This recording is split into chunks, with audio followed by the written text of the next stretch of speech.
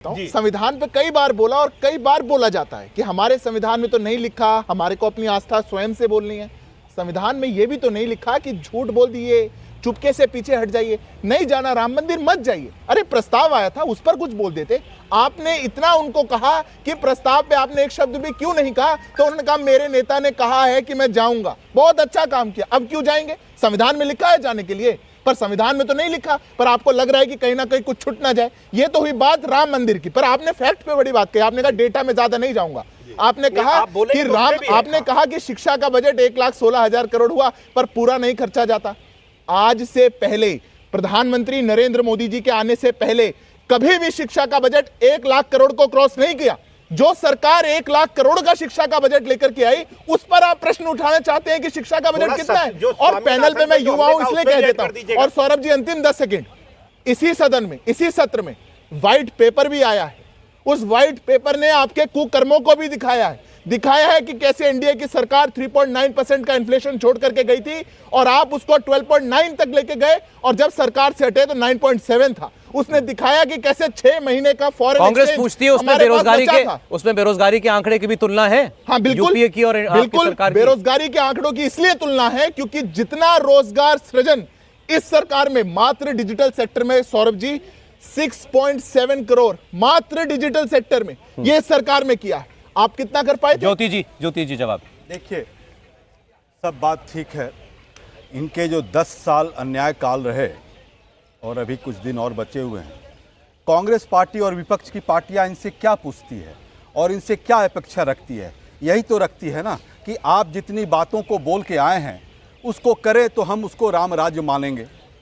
यही तो बोलती है ना कि आप किसान के जो कर्जे 2014 के मुकाबले 60% अधिक क्यों हो गए।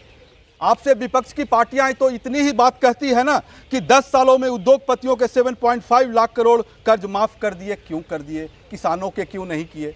आपसे इतनी छोटी छोटी बातें तो बोल रही है ना, जो आप करके आए हैं, जो बोल के आए हैं, जो आप 2 करोड़ नौकरी देने की बात किए थे उसकी ही तो बात कर रहे हैं ना। तो आपको ये बताने के अलावा बजाय आप क्या किन किन मुद्दों पर लोगों को गुमराह करने का कोशिश करते हैं, क्यों करते हैं? आपके पास विकास के लिए एक बात बोलने के लिए नहीं है, केवल झूठ बोलते रहते हैं।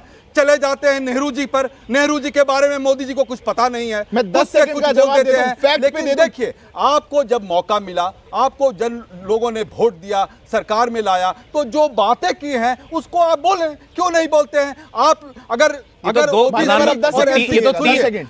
आज का संबोधन मिला दे तो 4 घंटे हो जाएंगे प्रधानमंत्री जो बोले। सौरभ जी, एक मेरी बात सुनिए। अब मैं इनसे बात पूछता हूं कि आप जनगणना की बात होती है, सेंसस की बात होती है, तो क्यों नहीं जानना चाहते हैं इस देश के लोग कितने गरीब हैं, एससी कितने गरीब हैं, एसटी कितने गरीब हैं? ज्योति जी, मैं एक बात मैं केवल एक बात, मैं उम्मीद ये कर रहा था ज्योति जी, मैं उम्मीद ये कर रहा था कि इन्होंने व्हाइट पेपर की बात की, श्वेत पत्र की बात की, तो आप कहेंगे, आप मुझे बताएंगे कि इन्होंने जो श्वेत पत्र में आपके कार्यकाल यूपीए के 10 साल के बारे में लिखा है वो गलत है और क्यों गलत है। आपने वो नहीं बताया। इन्होंने तो तुलना करके बताया, ये रहे उनके 10 साल, ये रहे हमारे 10 साल। इनके यहाँ ये बोलते हैं जीडीपी की बात करते हैं और नौकरियां नहीं होती है। महंगाई की जब हम इनके बात कर रहे हैं, इनके अन्याय काल की बात कर रहे हैं, तो यही कह रहे हैं ना कि आप 120% जो एलपीजी के बढ़ गए, पेट्रोल के दाम 37-30% बढ़ गए, आपके सारे चीजों, खाद्यान्न चीजों के बढ़ गए। मैं तो इसकी बात कर रहा हूँ ना, तो मैं इसी बोलिए, जवाब दीजिए सिद्धार्थ जी, क्यों बढ़ गए? जवाब दे रहे, ज्योति जी जवाब दे। देखिए, प्रधानमंत्री कभी भी बोलना शुरू कर देंगे। एक लाइन भारतीय जनता पार्टी को, विपक्ष की पार्टियां क्यों बोलती है पेट्रोल के दाम आप क्यों? क्योंकि जब विदेश में, ओवरसीज में जब कच्चे तेल का दाम घट जाता है तब भी आप नहीं घटाते हैं। ओके सर, सिद्धार्थ जी का जवाब। देखिए, अभी बात कर रहे थे कि बड़े उद्योगपतियों के कर्ज माफी कर दी। एक डेटा दे रहा हूं, बस व्हाइट पेपर में आया था। जब आप एनडीए को, हमारी पहली एनडीए को मौका दे करके गए थे, तब 16% था एनपीए। हमने उसको घटा करके 6%, 7% पे लाए। आपने उसको बढ़ा करके 13% कर दिया पुनः। अरे आपके कार्यकाल में सबसे ज्यादा ग्रॉस नॉन परफॉर्मिंग एसेट्स की बढ़ोतरी आज तक के इतिहास में भारत में हुई, और आप यहां पर आके ज्ञान देते हैं कि राम राज्य की कल्पना के लिए। अरे जिनके लिए राम काल्पनिक थे, जिनके लिए रामायण काल्पनिक थी, वो बताते हैं कि हम ये प्रश्न इसलिए पूछते हैं कि राम राज्य की कल्पना में ऐसा होना चाहिए था। आप ये ज्ञान मत दीजिए। देश के अर्थव्यवस्था के साथ लोकतंत्र के साथ, इस देश के लोगों के साथ जितना धोखा कांग्रेस पार्टी ने किया, उसी का परिणाम है कि आज जो देश आपको जवाब दे रहा है वो जवाब आपको मिलता है। और हमने राम के साथ खड़े हुए, हमारी सांस्कृतिक विरासत को आगे बढ़ाते हुए, इस देश की आध्यात्मिक ताकत को आगे बढ़ाते हुए आधुनिकता के भी हाथ पकड़ा है। ये हमारी ताकत लेकिन है। मैं सिद्धार्थ जी, उस पर मैं आप ये जवाब बात देंगे। कहना चाह रहा हूं आपसे, क्या ये ठीक नहीं है कि ये तो बजट सत्र था ना जो अभी खत्म हुआ है, तो बजट सत्र को बजट के बाद तो आपने पूरी तरीके से चुनावी सेशन बना दिया।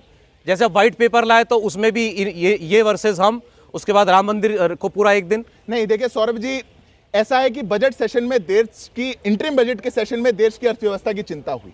हमें व्हाइट पेपर लाना होता हम 2014 में ले आते।